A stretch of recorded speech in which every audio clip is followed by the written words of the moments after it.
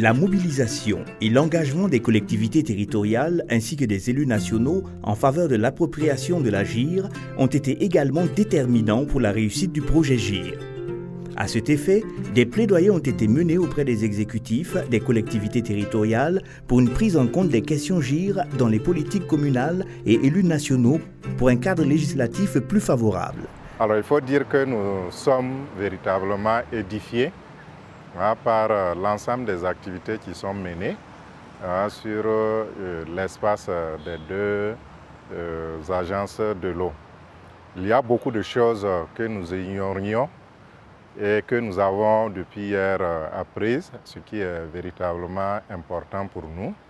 Nous avons appris également que, à travers la CFE, qui est la contribution financière dans le domaine de l'eau, alors les différentes collectivités peuvent souscrire ou proposer des projets de conservation de la ressource en eau. Et ces projets peuvent être financés par les agences, ce qui est véritablement une information importante pour nous. Et nous venons tout à l'heure de suivre un peu les missions de la police de l'eau. Je dois dire que véritablement, il fallait organiser cet atelier. Ces 2 jours de travaux nous ont permis effectivement de nous familiariser avec certaines réalités par rapport donc à la préservation des ressources en eau. D'abord, nous avons pu connaître ce qu'on appelle les agences de l'eau. Et avant de venir ici, nous en avions une idée, mais pas une idée exhaustive. Mais avec cet atelier, nous savons tous les agences de l'eau qu'il y a au Burkina, nous les connaissons désormais. Et nous avons également pu savoir ce qui se fait comme activité pour préserver les ressources en eau. Et toutes les difficultés inhérentes donc à ces activités-là, et nous avons pu également être informés de ça. Ces travaux sont importants. C'est important parce que ça a permis de mettre donc en contact les techniciens des agences de l'eau avec les collectivités. Comme on l'a dit à l'atelier, en fait, tout se passe sur le territoire d'une commune. Donc, ça veut dire que les premiers acteurs, ce sont les populations et donc c'est leurs représentants.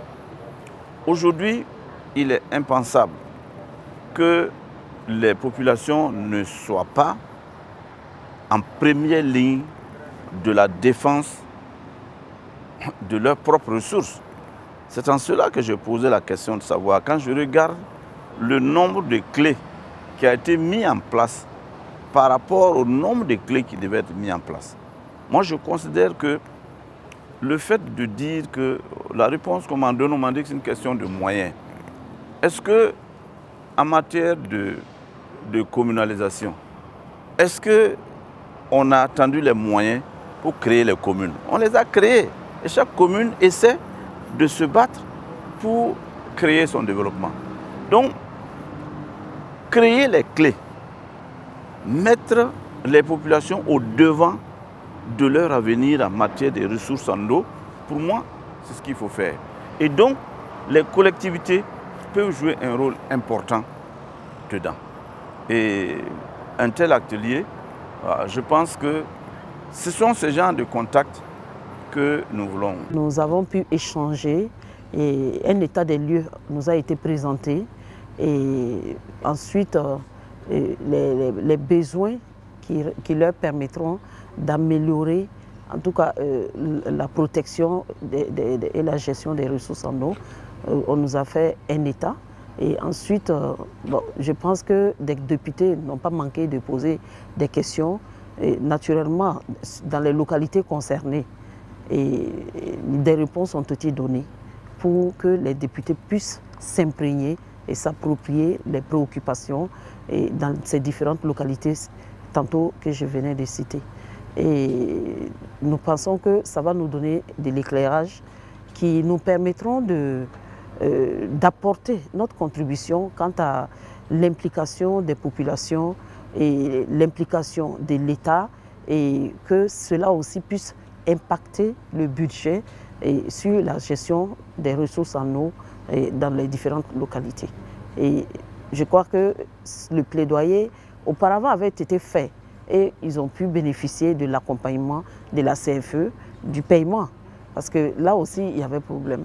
Donc à la 7e législature, j'ai eu la chance d'être député à l'époque, nous avions effectivement été approchés, nous avons fait un plaidoyer pour le paiement de la CFE et ça marchait.